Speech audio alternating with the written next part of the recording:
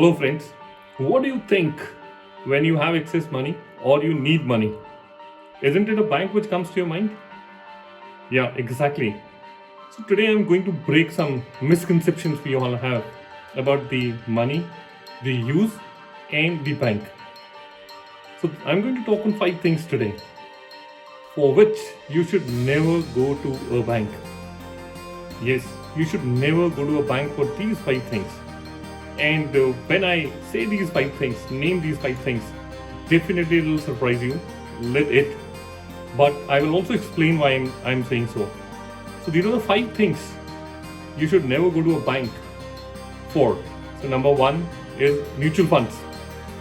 Whenever you want to invest in mutual funds, you should not go to a bank. Number 2, insurance, whether it's life insurance or general insurance, your travel and medical and so on and so forth. Number 3, and it will surprise you the most, is fixed deposits. Number 4 is any kind of loan you need. You should not go to a bank. And number 5 is any trading account when you want to deal in stocks, equity, or any kind of digital form of stock investments. Trading account is the 5th thing I said you should not go to bank for. I'm sure some of you would be thinking, then why do I go to bank for, and what do I go to bank for? So friends, the banks are meant to service and transact our money. Banks are meant to take care of the money we have there, the transactions. They have to ensure that the transactions are smooth. The money transferred from one account to another is safe, secure, and smooth. And they also earn a lot on treasury. They also earn a lot on forex. So there are various things from where banks do earn.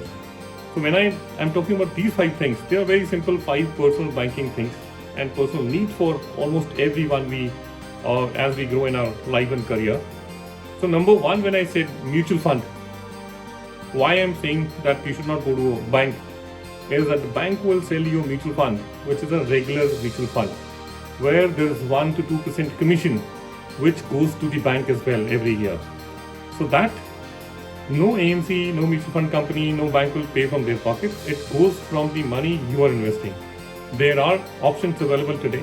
You can simply go online. You can simply click on direct mutual funds and you can save that 1 to 2% which is going from your pocket. If you're investing 1 crore in mutual fund, almost 2 lakh you can earn more by just investing directly and not taking a route which is the bank. Number 2, I said insurances, whether it's life insurance or mutual fund, life insurance or general insurance, any kind of insurance. And on a lighter note, many economies, many countries are surviving on Indian life insurance and general insurance industry. And to name a few, Bangkok, Thailand, Istanbul, Turkey, and so on and so forth, many other only surviving today. And I'm saying it's on a lighter note on our life insurance business in India, because the commission which banks get on life insurance is to the tune of up to 40 to 60%. You heard it right. 40 to 60% of the first premium goes to the bank as a commission to them, out of which 2 to 3% or 5% they spend on the relationship manager who is selling this life insurance to you by rewarding him to go to a destination like Bangkok or Turkey or whichever place like that. And in turn, he sells this life insurance to you. There are agents, brokers, and many people available in the market who are also selling insurance, life insurance and general insurance. The revenue they gets passed back to you in whatever form. I'm not talking about how do they pass on and how do they give you benefit or not. But their interest is to get more and more business. Their interest is not just getting one life insurance and getting 40 to 60% out of it. They want a lifetime business with you. Even the banks are brokers. Even the banks are agents to the life insurance and selling it to you to the database they already have through the relationship managers working with the bank. So that's why I said that for life insurance, for general insurance, and in general insurance also 20 to 30% of the premium you pay goes to the bank as again 2 to 3% goes to RM. That's all. He does not get anything more. He's only and only exploiting the relationships he has with you and for the bank on the database which is available with the bank. Number 3, I said fixed deposits. I'm sure this will surprise you the most. That if I don't go to bank for fixed deposit, then why do I go to bank for? Now here the answer is the fixed deposit. If you need absolute liquidity, that you may need it after 2 days, 3 days or 5 days also, you may need that money. Yes, banks are the safest and the surest way to block your money in fixed deposit, where it's a liquid thing as well. You can withdraw that money anytime. But in the market today, there are so many options available, and from the same company, same bank which is issuing you 4.75% per annum or 4.5% per annum fixed deposit is giving 8 to 9%. Yes, 8 to 9% on NCDs and bonds they issue in the market for 3 years, 5 years, 7 years, 10 years, depending on their requirement. So imagine the same ABC Limited bank is giving you 3.5% or 4.5% interest on fixed deposit. The same ABC Limited also has a bond floated in the market or a NCD in the market, which is yielding you 9.5, 9.2%, 8%, 8.5%, almost double the rate of interest. Why would I block my money with the bank in that case? Why would I not go and buy an NCD or a bond? And it belongs to the same company. So I'm not telling you to do it in a different company. I'm not telling you to go to a AA minus and a A minus and a AAA minus companies, rated companies. I'm talking about the same company which has this bank. The same company also issues you a bond and NCD at much higher rate of interest. Number 4, I said loans. I'm sure some of you would be surprised that if I don't go to the bank for loan, where do I go to the bank for? And where do I go to the requirement of the loans if I have?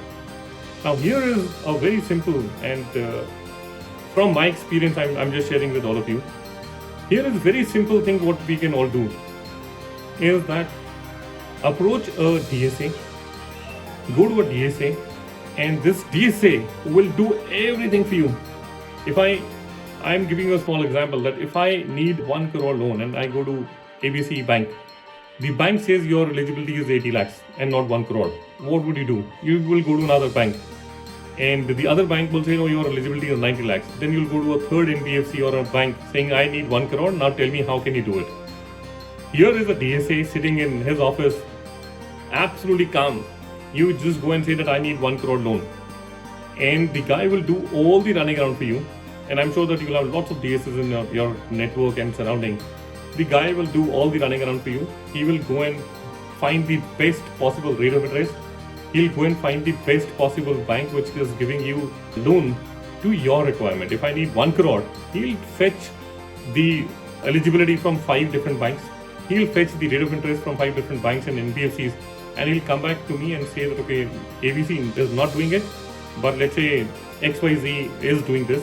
Some other companies or bank is doing this. They'll give you 1 crore loan at a required rate of interest which you are expecting. All the running around will be done by them. You don't have to do the legwork. Whereas if I go to the bank directly and if the bank says no, I'll have to go to 4, 5, 6 different companies. I'll have to take off from my office. We'll have to look for the right company. We'll have to look for the right rate of interest, and then I'll get it. Here, the DSA will do all the running around for me. You just have to sit back, relax, and he will get it done for you. Imagine this easy it is to get a loan. And the fifth point I mentioned was trading account. Now, why I'm saying trading account? There are so many fintech companies which have come up. And during this COVID, I think many people started trading, many people started investing during COVID because of they had excess money because there was no way to spend that. And the other is the awareness through YouTube, through Facebook, through Instagram went so high that everyone wanted not to miss the bus of investing and get into this investment. Now, for trading platform, all the banks have their subsidiaries where somebody has named it as security, somebody has named it as direct, somebody has named it something else. At the same time, a lot of fintech also came up, which were app-based technologies. They were giving you brokerage almost 0%, whereas the banks charge you 0.5, 0.25, depending on your relationship, it can come down to 0.10 also, but not less than that. These fintech companies, they might do it for you for absolute no cost. How's that? If you're investing crores and crores every year, investing, I mean trading also, imagine for every crore you're paying 5,000 or 10,000 rupees or 25,000 rupees to the bank. If at all you're doing it on your own through trading platforms or the fintech companies which have come up with very nice and brilliant ideas as well these days, you can save on that cost and invest that money as well back into your portfolio. Now, all that I'm talking is not at all critical. I am talking out of my 25 years of experience in banks. I have headed strategies, I have headed across geographies, products, all verticals and various different departments in the banks. And I'm talking from my experience that if I had known this fact 25 years back, I definitely would have doubled the wealth what I have today. And I'm giving you the simple technique to double your wealth, maybe not 25 years, in next 5 or 10 years itself. So next time you think of these 5 things: to buy a mutual fund, to buy insurance, to invest into fixed deposit, to buy a loan or a trading account, please do consider the options available. If nothing else, you will be in a better position to bargain with your bank. So here is a very simple technique, and I'm sure that all of you will gain out of it. And I gained in 25 years. I explained in 5 minutes. Thank you very much.